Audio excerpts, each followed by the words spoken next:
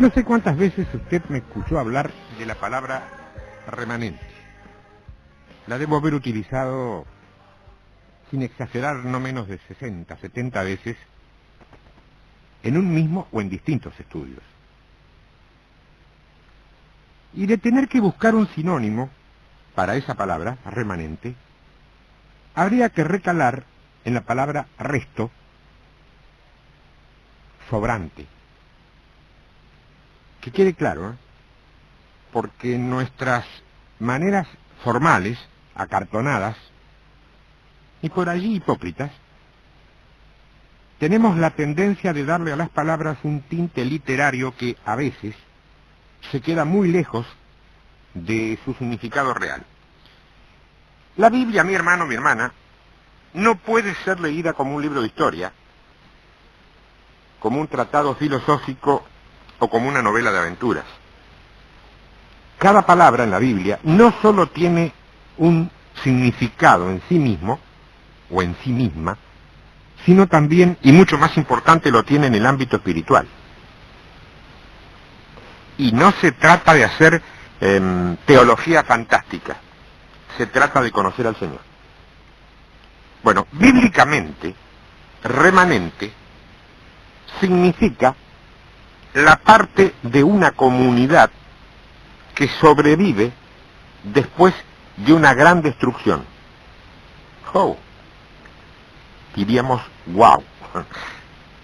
Comunidad que sobrevive después de una gran destrucción. Y que a su vez forma el núcleo de una posible nueva comunidad. ¿Se entiende bien, no? Porque creo que con esta definición casi te he dado la clave principal de todo lo que leemos al respecto. Esta palabra, especialmente en sentido teológico, parezco un académico, está cargada de significado. Se emplea para contrastar la misericordia de Dios con su castigo. Porque el remanente es señal de ira, o de la ira, y al mismo tiempo de la gracia divina. El remanente, una vez que experimenta salvación, reconoce que no es por sí mismo que ha sido rescatado, sino para bien de otros. Por eso el título de hoy es precisamente Los que hayan quedado. Y veremos al final, dentro de poquito menos de una hora, si serás o no una o uno de los que hayan quedado. Mira, la historia de la salvación hasta la muerte de Jesús corre en un sentido de reducción progresiva y cíclica.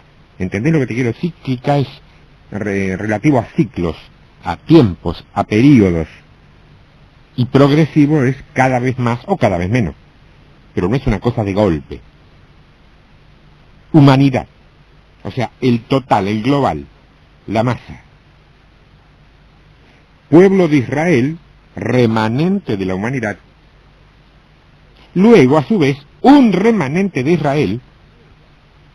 Y finalmente la reducción a uno. Jesucristo. Pero resulta ser que con la resurrección, el remanente tiende rápidamente a la multiplicación y a la extensión geográfica.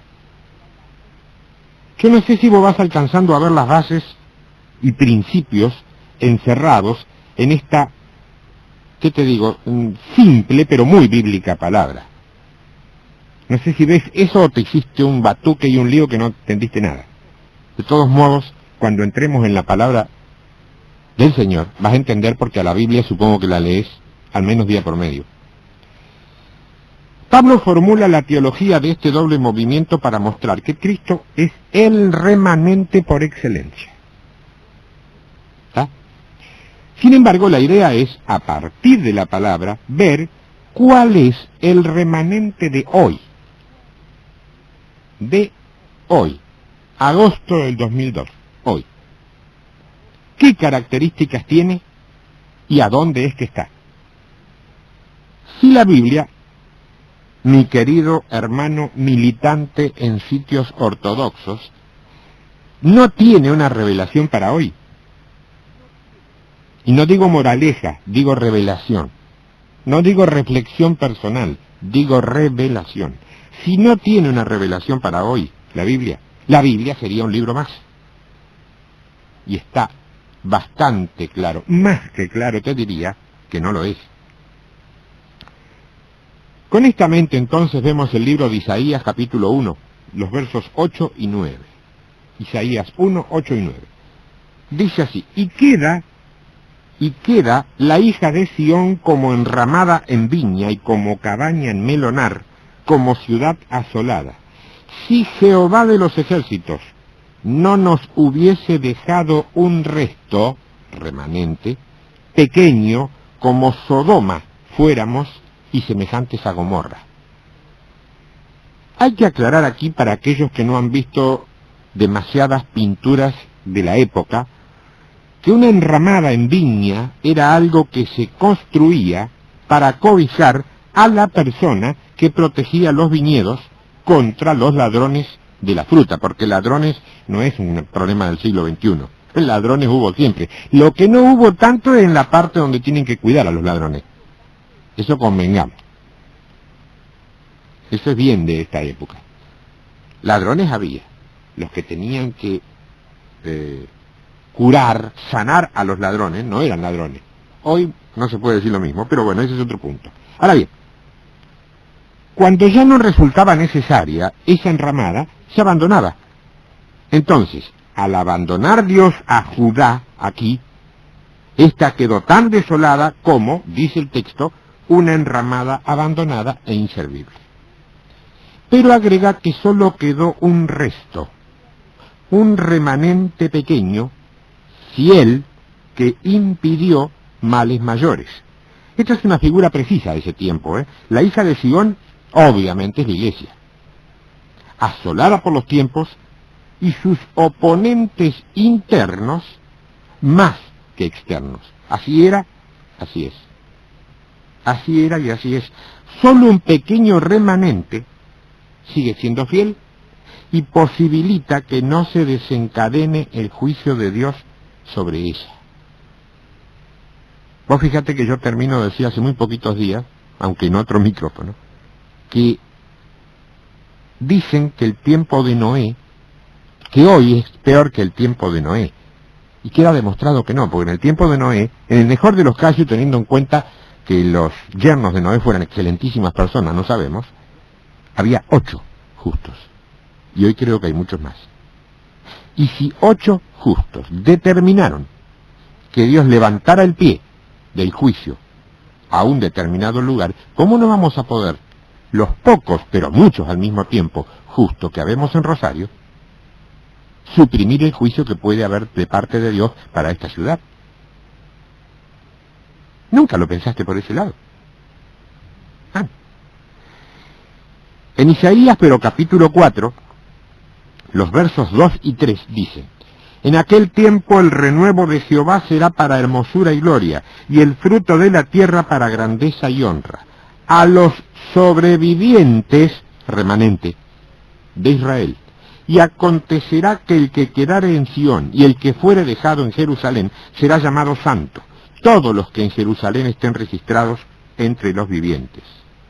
Fíjate que este texto profetiza la restauración de la imagen divina en el ser humano, es decir, su naturaleza divina y los lazos de hermandad con el resto de la humanidad, porque el hombre secular no tiene conciencia de ser imagen divina. Ni lo sabe, ni, aunque se lo digan, tampoco lo va a creer. Y no es sorpresa, siempre ha sido así. Lo que sí sorprende, en cambio, es que muchos creyentes piensen igual.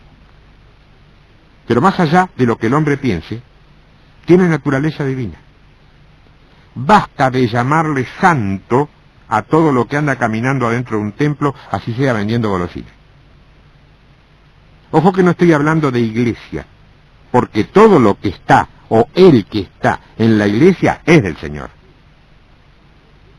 Yo estoy hablando de templo, de congregación. No es lo mismo.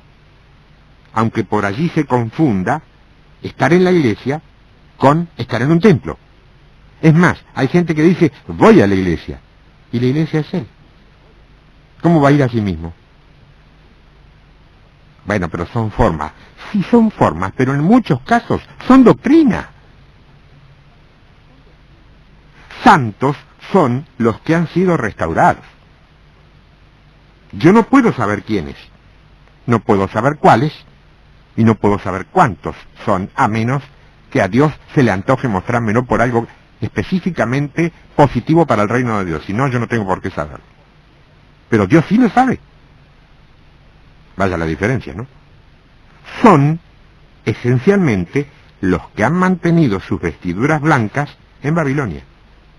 Los que se quedaron en Sion, en la verdadera iglesia. O sea, el remanente. En el capítulo 10 del mismo libro de Isaías, que estamos viendo, en el verso 20 dice, atención con esto, acontecerá en aquel tiempo, estamos de acuerdo, no dice de qué tiempo se trata, pero sería demasiado aventurado y atrevido suponer que pueda ser precisamente este tiempo, porque dice acontecerá en aquel tiempo, no dice cuándo. Que los que hayan quedado de Israel, que hoy es la iglesia, y los que hayan quedado de la casa de Jacob, que hoy es la iglesia, acá hay otra vez una pregunta que en casi todos estos casos yo me he formulado y de pronto he compartido con vos también. ¿Los que hayan quedado de qué?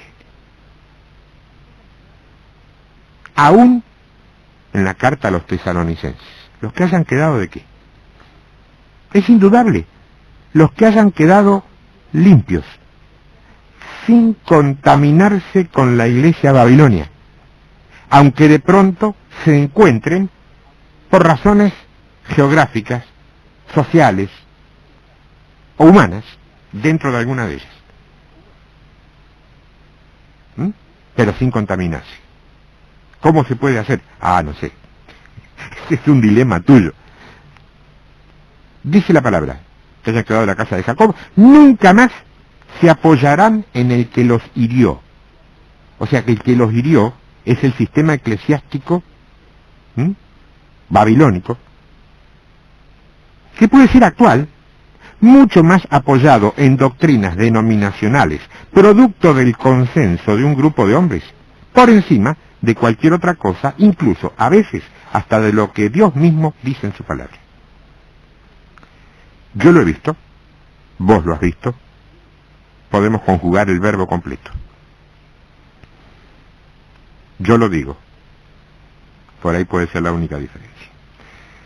Sino que se apoyarán en verdad en Jehová, el Santo de Israel. Esto te deja establecido con total y meridiana claridad que esa restauración se hará efectiva cuando el pueblo, definitivamente y por encima de sus miedos, sus culpas y toda clase de manipulaciones de las que pueda ser objeto, se apoye exclusivamente en el Señor.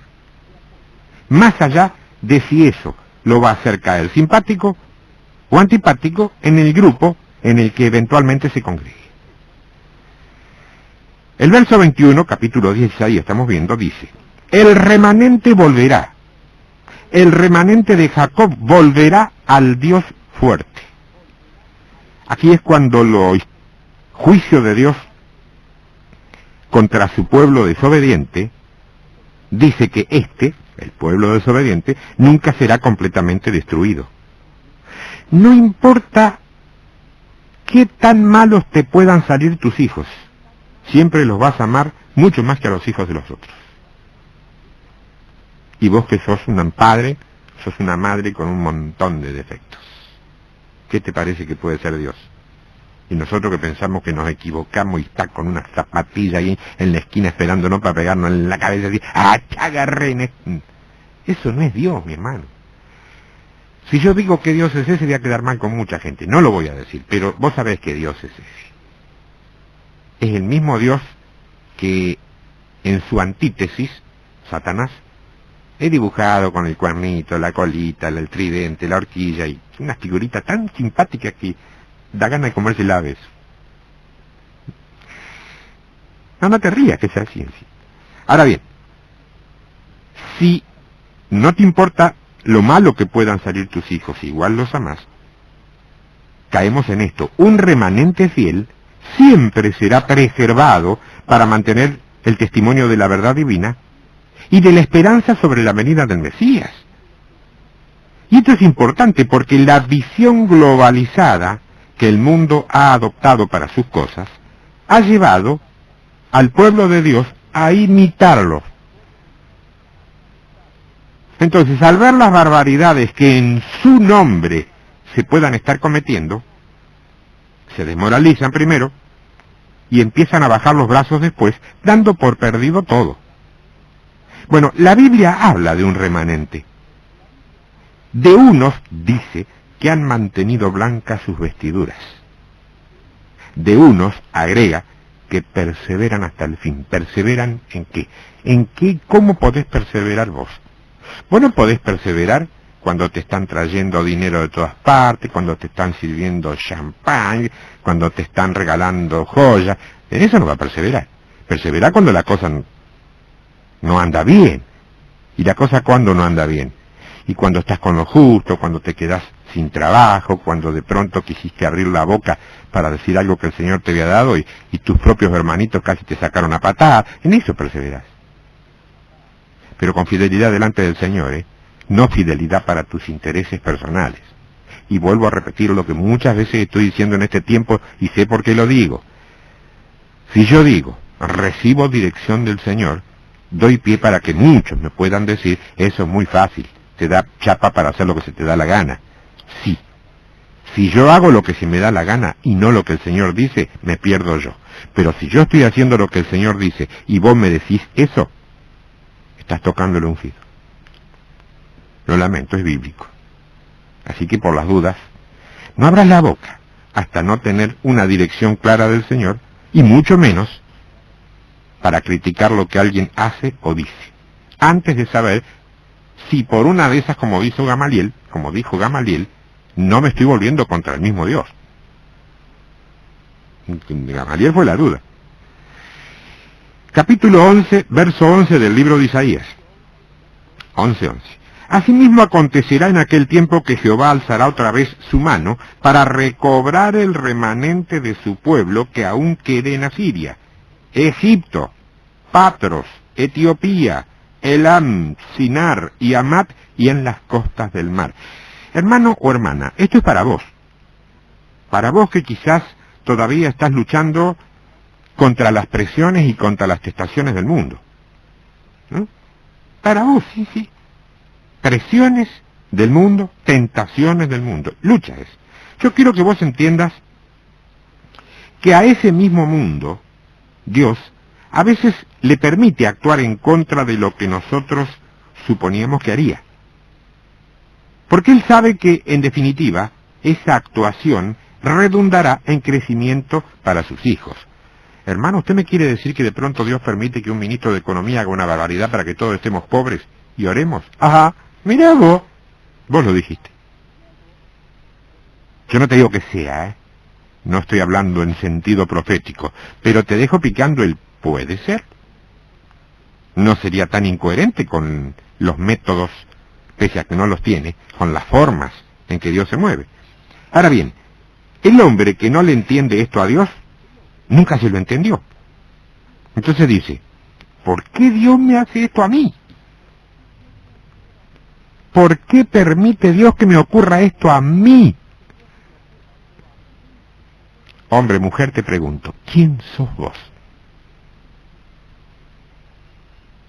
No se cortó la emisión, te dejé un silencio para que lo penses. ¿Quién sos? ¿Querés que te lo diga más ofensivo? Perdóname. ¿Quién te crees que sos?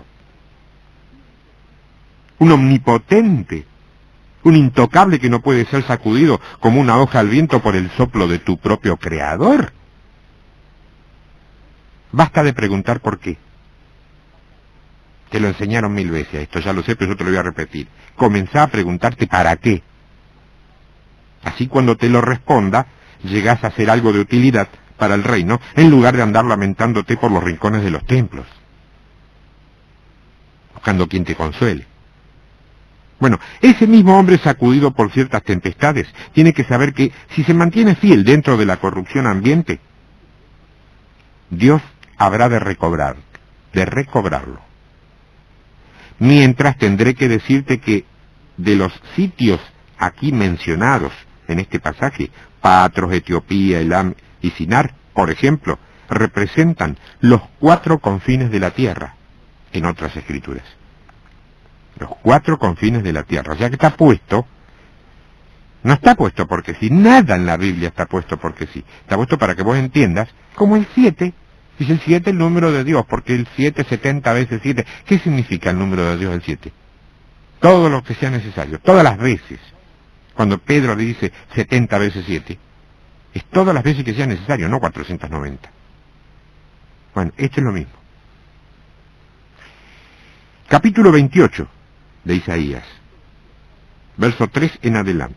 Con los pies será pisoteada la corona de soberbia de los ebrios de Efraín. Mira, la corona de soberbia tiene que ver con la iglesia que se gloría de su belleza exterior. Qué bueno que tenemos el templo grande, qué cómodas que son las butacas, qué lindo el cuerpo de danza, qué bárbara la banda de adoración y alabanza, qué lindas las luces cuando predica el pastor. Bueno, ojo, yo no digo que sea malo eso, ¿eh? Cuando es una apoyatura A, sí, pero cuando es una prioridad con, no. La belleza exterior, la de su templo, el nivel social de su gente, del profesionalismo de su música, de lo académico de sus mensajes, de la calidad científica de sus miembros. Lo obvio será la caída de sus líderes, que se han vuelto ebrios de sus propios éxitos humanos. Verso 4.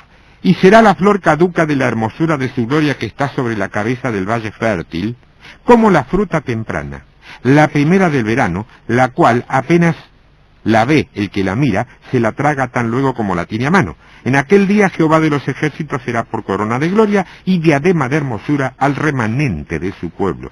Se va a notar a lo largo de toda la escritura, cuando se hace referencia al remanente, que este remanente no se sustenta ni se apoya en ninguna otra cosa que no sea Dios. De allí que la esencia de la iglesia, hoy por hoy, solamente puede confiar y apoyarse en Él. Pero hermano, es obvio, sí, es obvio.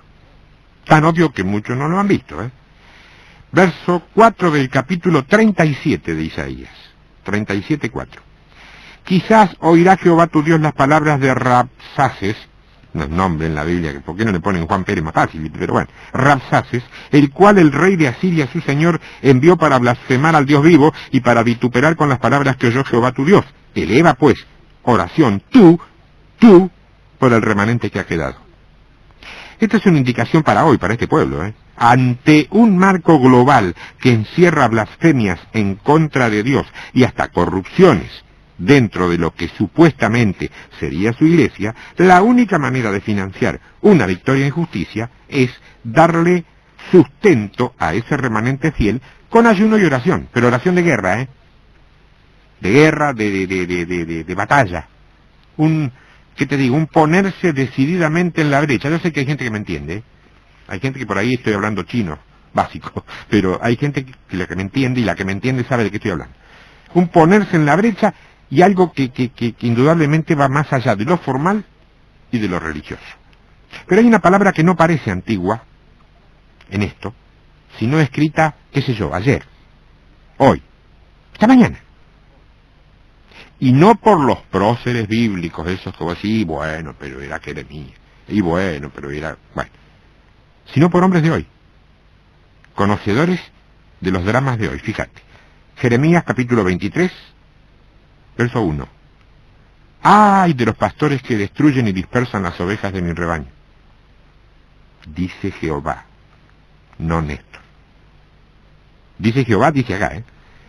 Por tanto, verso 2, así ha dicho Jehová Dios de Israel a los pastores que apacientan a mi pueblo.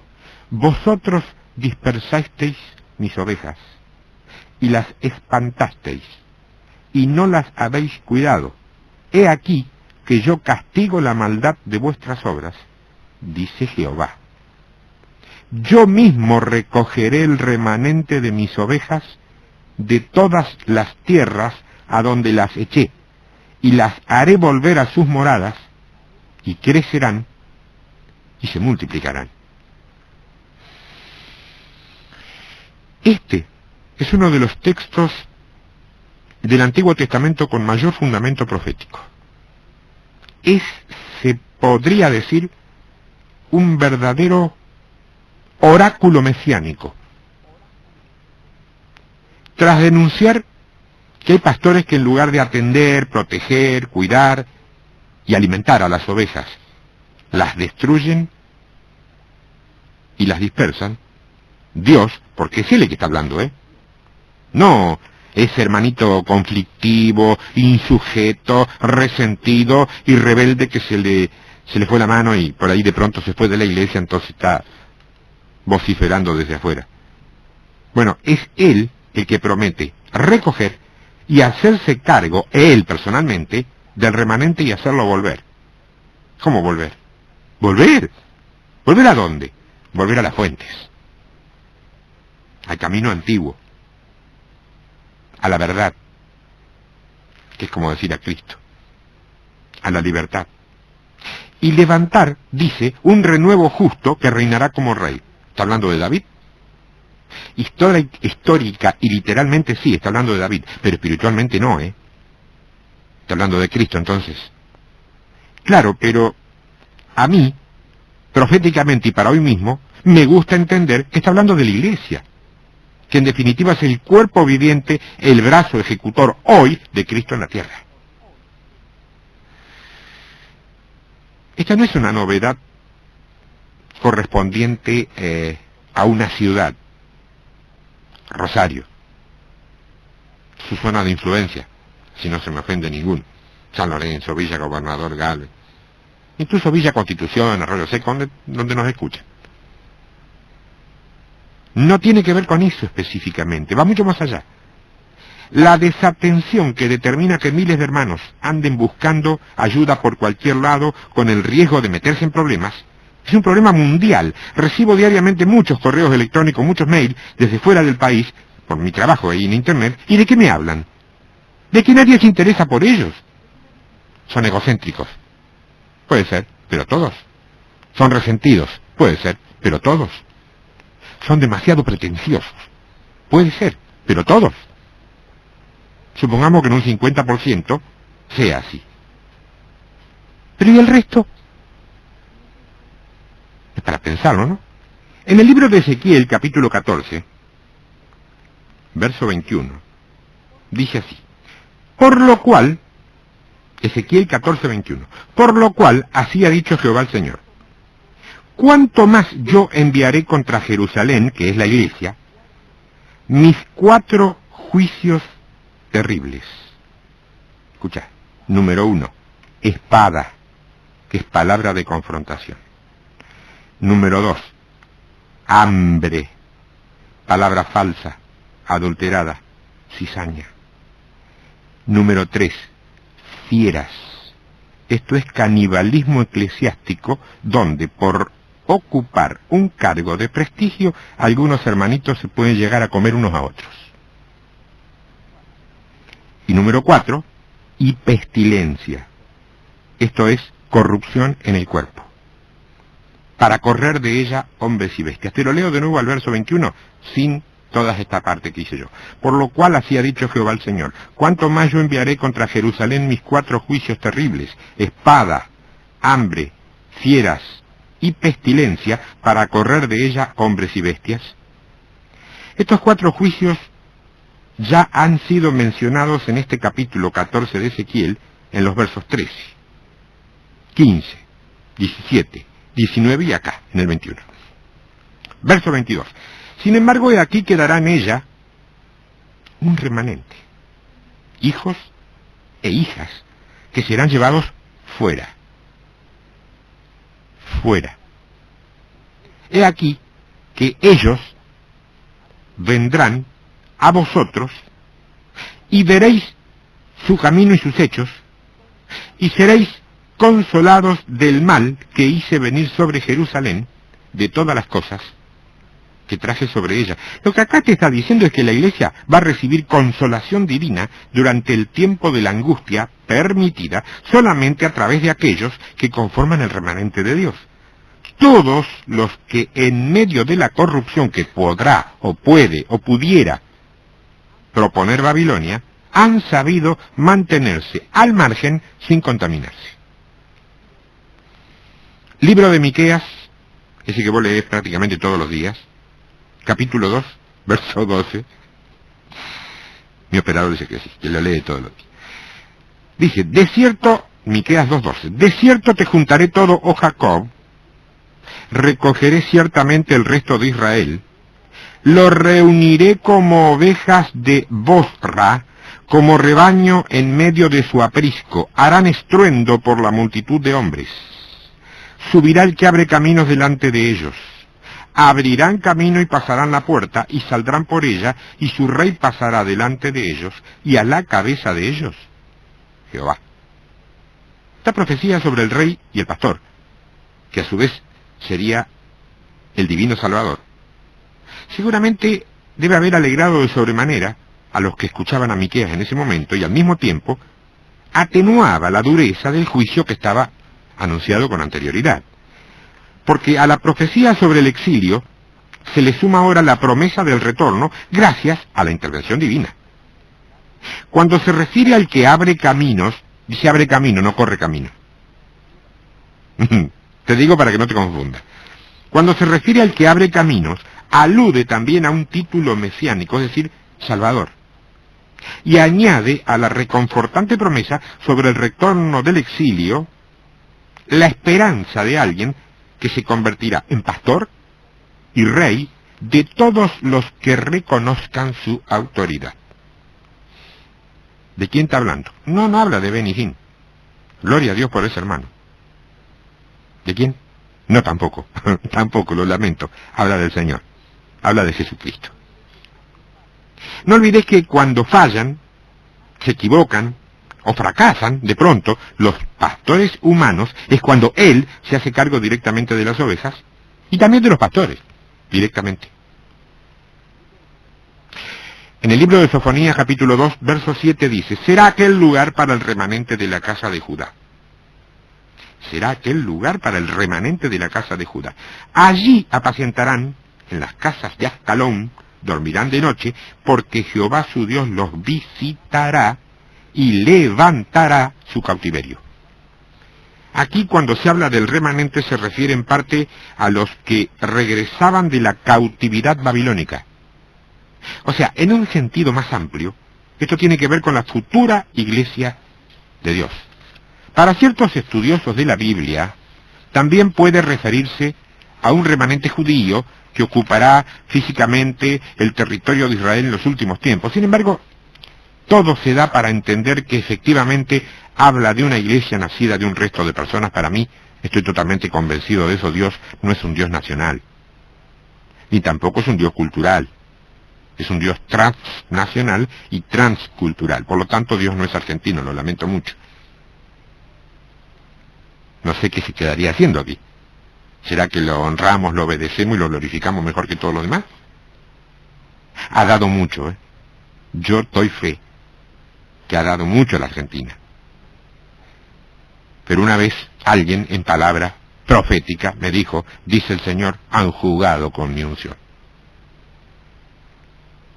A mí, te digo, me dolió hasta la muela del juicio, porque entiendo que en partes, en casos, puede ser así. Sofonías capítulo 3, verso 13. Escucha esto porque hay varios principios que te voy a ir marcando. Sofonías 3, 13. El remanente de Israel, número 1, no hará injusticia. Número 2, ni dará mentira.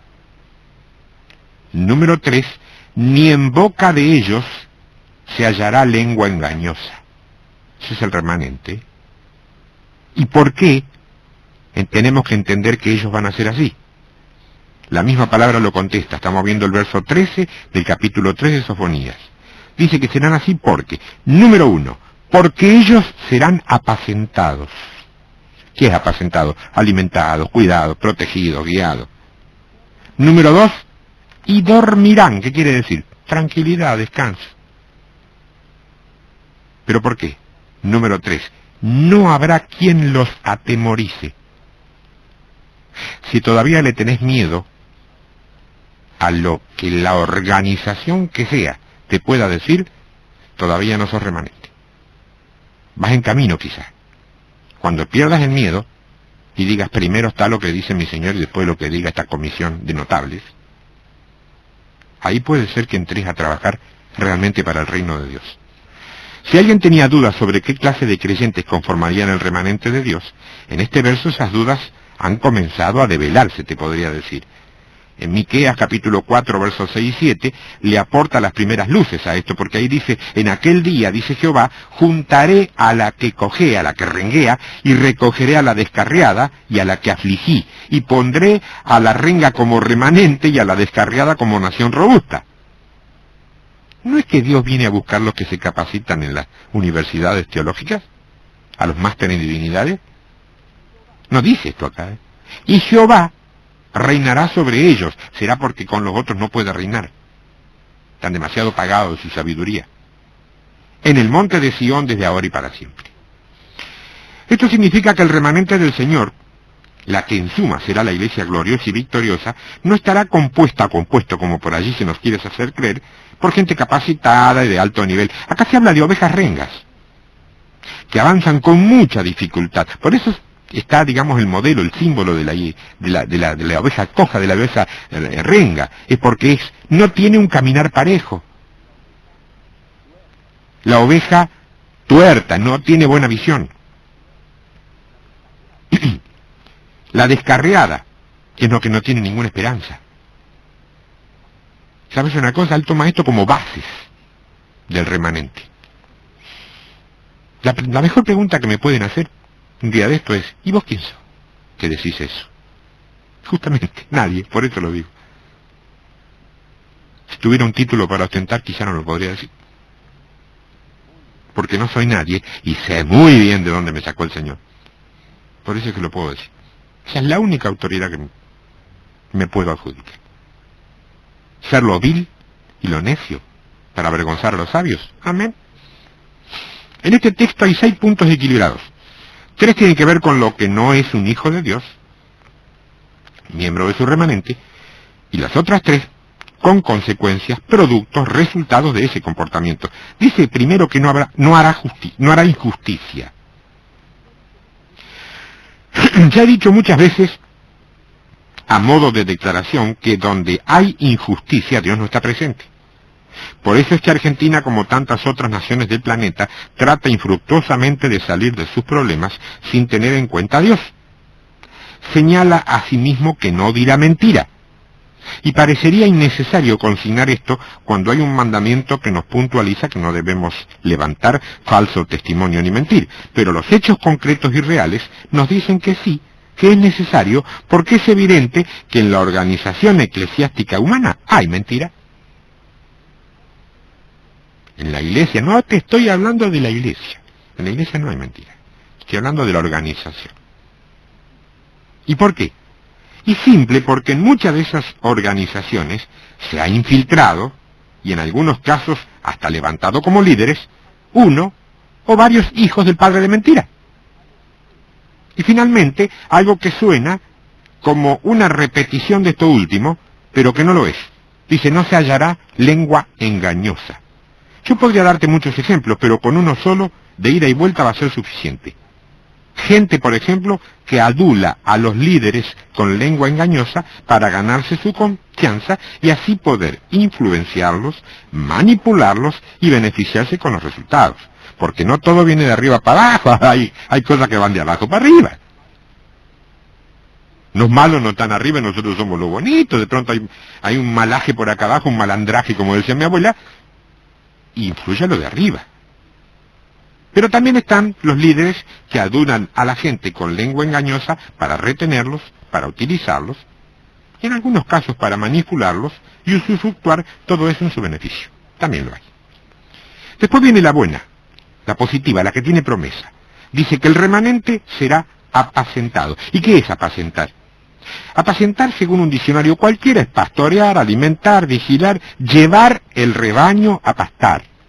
Tiene que ver con el cuidado y la protección de animales. Se refiere particularmente a la provisión de buenos pastos. Este verbo, fíjate vos, que aparece más de 170 veces en el Antiguo Testamento. Obviamente no habla de que serán apacentados por personas seleccionadas por sus estudios, por su nominación o por elecciones, sino personas, dice, que habla, ¿no?, del Señor mismo, utilizando cualquier instrumento obediente para hacerlo. Yo quiero que entiendan que dice, hermano, ¿cómo me alimenta usted? Yo no te puedo alimentar, pero ni siquiera con un biberón a la mañana. Si algo de lo que yo digo aquí te alimenta, es el Señor que lo hace a través mío y a veces sin que yo me dé cuenta. Mucho menos mérito. Después dice que dormirán. Acá no se trata de sopor ni de bloqueo mental. Vos viste que en algunas reuniones cuando viene mano brava la mano, viste, el diablo hace de la suya y hay varios que están roncando ahí la boca abierta. ¿Cómo puede ser que no le interese el mensaje? No le interesaba, pobre, y a lo mejor era para él, pero hubo un bichito que se le cruzó y bueno. No, este dormirán que dice aquí es otra cosa.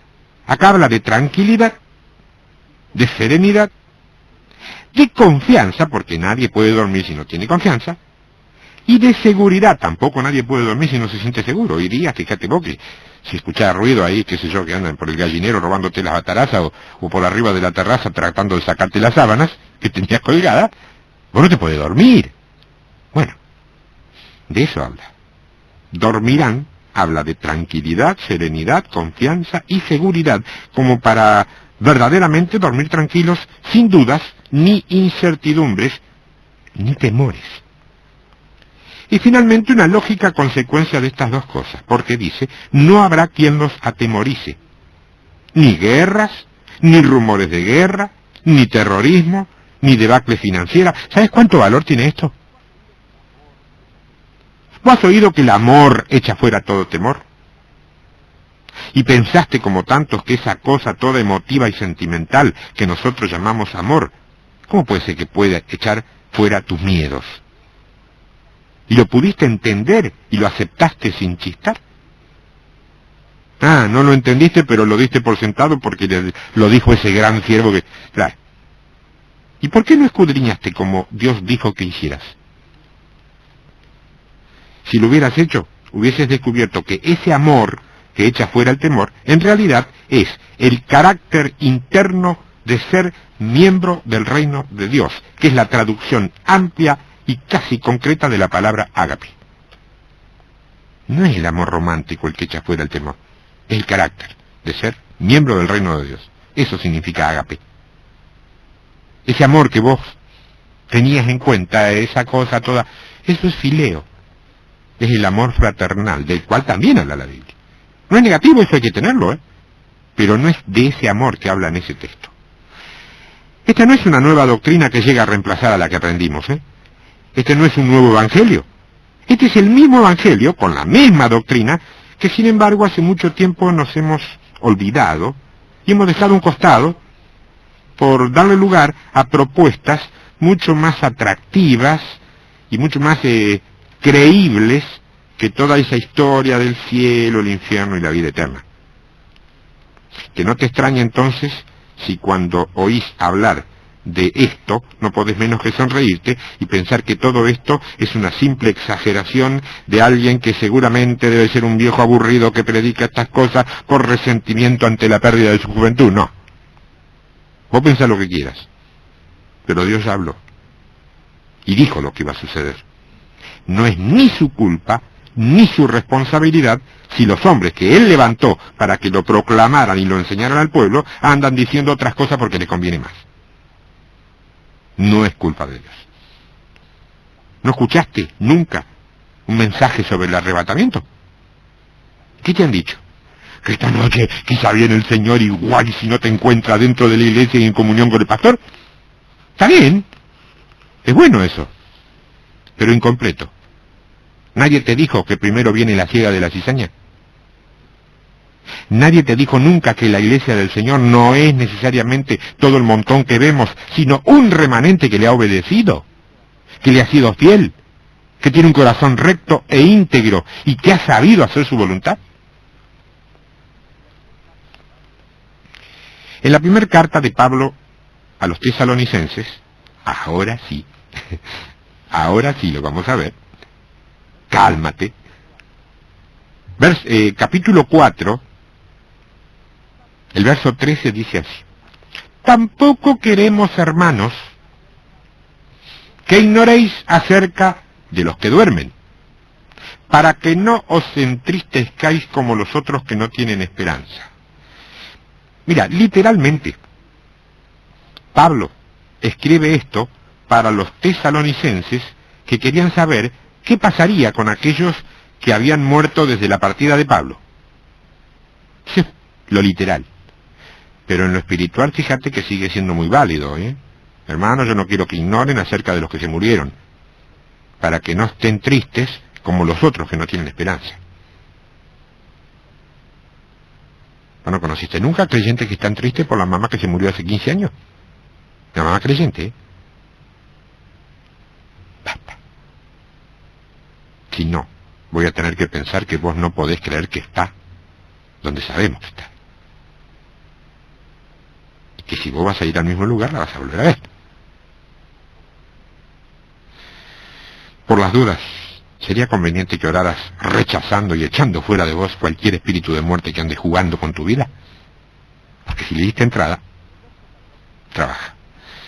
El verso 14, primera carta de Pablo a Tesalonicenses, dice: porque si creemos que Jesús murió y resucitó, ¿vos crees eso, no, hermano? ¿Qué? ¿A vos? ¿Crees que está distraído ahí? ¿Crees eso o no? Que Jesús murió y resucitó. Bueno, así también traerá Dios con Jesús a los que durmieron con él. Entonces, se murió aquel hermanito que tanto te bendijo. ¡Ánimo! No llores más. Dios lo va a traer primero, dice acá. Por lo cual, verso 15, os decimos esto en palabra del Señor. Pablo lo anticipa, ¿eh? Esta no es una ocurrencia de él, es la palabra del Señor en lo que él va a repetir como viene. Dice Pablo, de parte del Señor, que nosotros que vivimos, olvídate Pablo, ¿eh? Está hablando de nosotros, de vos y de mí, que nosotros que vivimos, que habremos quedado hasta la venida del Señor. ¿Que habremos quedado de qué? No precederemos a los que durmieron, porque el Señor mismo con voz de mando, o sea de autoridad, con voz de arcángel, que vendría a ser con voz de jefe de mensajeros, y con trompetas de Dios, que son los profetas, descenderá del cielo, y los muertos en Cristo resucitarán primero. Luego nosotros, los que vivimos, los que hayamos quedado ¿de qué? Seremos arrebatados juntamente con ellos en las nubes para recibir al Señor en el aire, y así estaremos siempre con el Señor. Este es el arrebatamiento al que mucha iglesia le ha llamado rapto. Como si Jesús viniera a raptarnos antes que el diablo nos haga pedazos.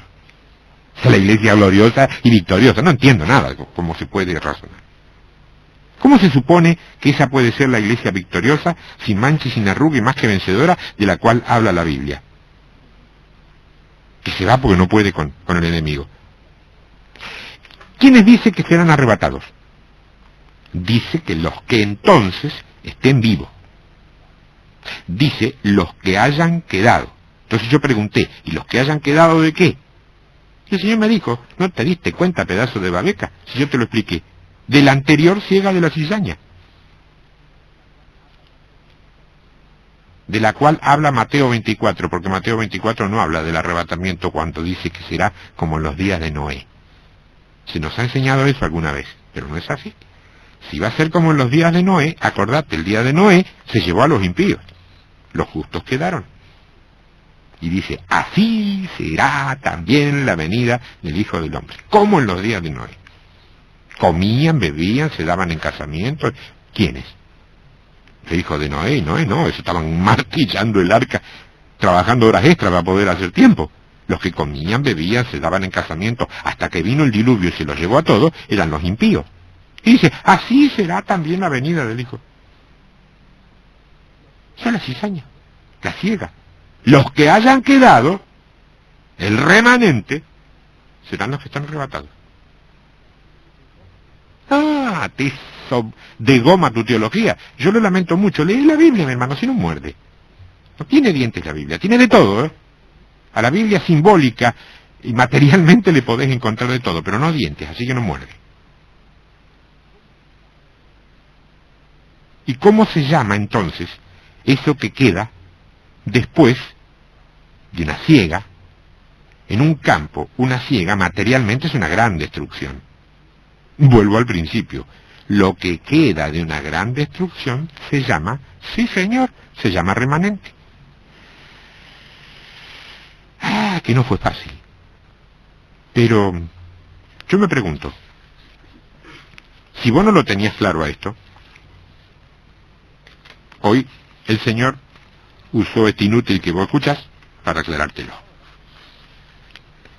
Entonces vos ahora, si te tocara partir, vos no podés pararte delante del Señor y poner cara compungida así, Señor, no sabía. Ahora sabes. Ahora estás informado, estás enterado.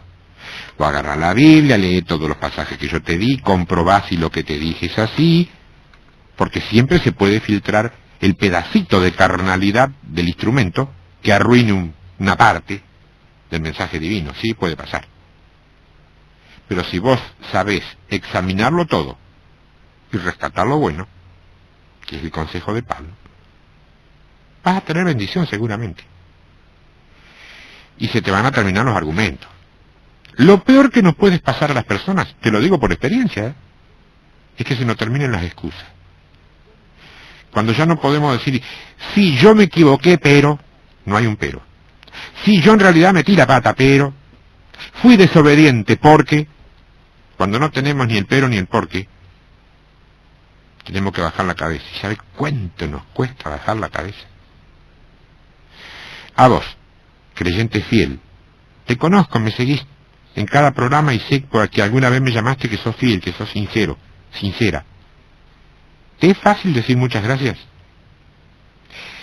¿Te es fácil, sobre todo con esos que no terminan de pasarte la nuez de Adán, decir perdóname? ¿Te es fácil cuando alguien te hizo cualquier cosa decirle, está bien, yo te perdono? ¿Te es fácil decir, discúlpeme, me equivoqué? Bueno, ese es un proceso. Habrá algunas cosas que las podés hacer y otras que te cuestan más trabajo. No te culpes, no te condenes. Dios te conoce, Él sabe quién sos y cómo sos.